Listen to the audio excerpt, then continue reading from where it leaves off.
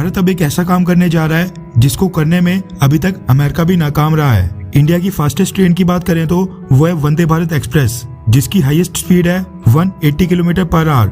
हालांकि अहमदाबाद और मुंबई के बीच जापान की मदद से भारत में एक बुलेट ट्रेन का प्रोजेक्ट अभी भी अंडर कंस्ट्रक्शन फेज में है। भारत की इस पहली बुलेट ट्रेन की हाईएस्ट स्पीड होगी 350 किलोमीटर पर आवर और इस कॉरिडोर की लेंथ होगी 508 किलोमीटर। ये कॉरिडोर पहले दिसंबर 2023 में कंप्लीट होना था, लेकिन महाराष्ट्र स्टेट में लैंड एक्विजिशन प्रोसेस में डिलेज के कारण अक्टूबर 2028 तक एक्सटेंड हो गया है। हालांकि ये विकिपीडिया का डेटा है और अगर जमीन के ऊपर लैंड एक्विजिशन प्रोसेस आने वाले कुछ सालों में तेज होता है तो शायद ये बुलेट ट्रेन प्रोजेक्ट साल 2025 से 26 तक पूरी तरह कंप्लीट हो जाए।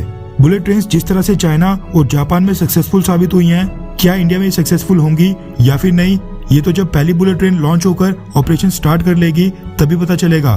क्योंकि बुलेट ट्रेन जिनको हाई स्पीड रेल कहा जाता है, ये अमेरिका और कई सारे वेस्टर्न देशों में अनसक्सेसफुल रही है। लेकिन अब लगता है कि मोदी गवर्नमेंट बुलेट ट्रेन के ऊपर एक बड़ा दांव खेलने के लिए रेडी हो गई है और 10 से 15 सालों के अंदर हमारे देश में भी अब ऐसा बुलेट ट्रेन का नेटवर्क रेडी हो जाएगा जो अमेरिका और कई सारे वेस्टर्न देशों में अभी तक नहीं है।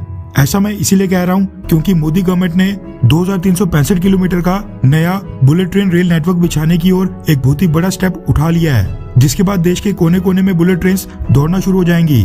मेरी बातों के ऊपर आपको विश्वास बिल्कुल भी नहीं हो रहा होगा, क्योंकि अभी तक तो अहमदाबाद और मुंबई के बीच 508 किलोमीटर के बुलेट ट्रेन कॉरिडोर को कंप्लीट करने में इतनी सारी दिक्कतों का सामना करना पड़ रहा है। और मैं आपको कह रहा हूँ कि देश में 2365 किलोमीटर का बुलेट ट्रेन नेटवर्क और बनने जा रहा है। लेकिन इस वीडियो के अंत तक मैं आपको ये भी बताऊंगा कि भारत में अगली बुलेट ट्रेन कौन से रूट्स और सिटीज के बीच में दौड़ेंगी। रेफरेंस के लिए आपकी स्क्रीन के ऊपर metrorailnews.in नाम के न्यूज प्लेटफॉर्म के आर्टिकल का स्क्रीनशॉट है, जिसके मुताबिक ट्रांसलिंक इंफ्रास्ट्रक्चर कंसल्टेंट ग्रुप नाम की कंपनी को 2365 किलोमीटर की लेंथ के हाई स्पीड रेल नेटवर्क के लिए GAD यानी जनरल अरेंजमेंट्स ड्राइंग्स बनाने का कॉन्ट्रैक्ट मिल गया है, जो इस कंपनी ने टेंडर प्रोसेस के जरिए जीता है।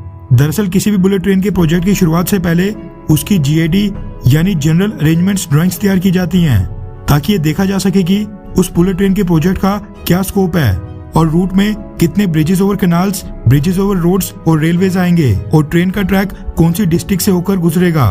साथ में ये भी पता चल सकेगा कि हाई स्पीड रेलवे ट्रैक कौन से हाईवे, नेशनल हाईवे और एक्सप्रेस से क्रॉस होगा, प्रपोज स्टेशन कहाँ पर होंगे, मेंटेनेंस डिपो कहाँ पर होंगे।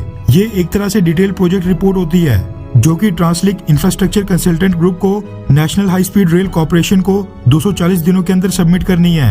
यानी काम फास्ट ट्रैक प्रोसेस के ऊपर हो रहा है। ट्रांसलिंक इंफ्रास्ट्रक्चर को डिटेल प्रोजेक्ट रिपोर्ट बनाने का टेंडर मिला है 40 लाख रुपए में।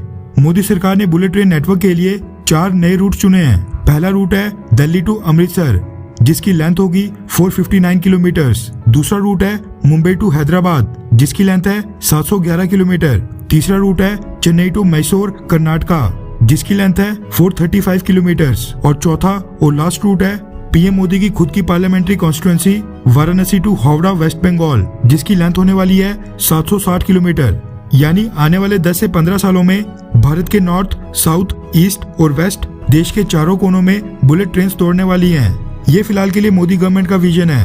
आगे जाकर अगर कोई नई सरकार आकर रूट को चेंज करे तो वो अलग बात है, क्योंकि हमारे भारत में आजादी के बाद से आज तक ऐसे बड़े बड़े प्रोजेक्ट्स पॉलिटिक्स की भेंट भी चढ़ते हुए आए हैं। खैर, आपको इनमें से कौन से रूट के ऊपर बुलेट ट्रेन सबसे पहले चाहिए, नीचे कमेंट करके अपनी राय जरूर बताएं।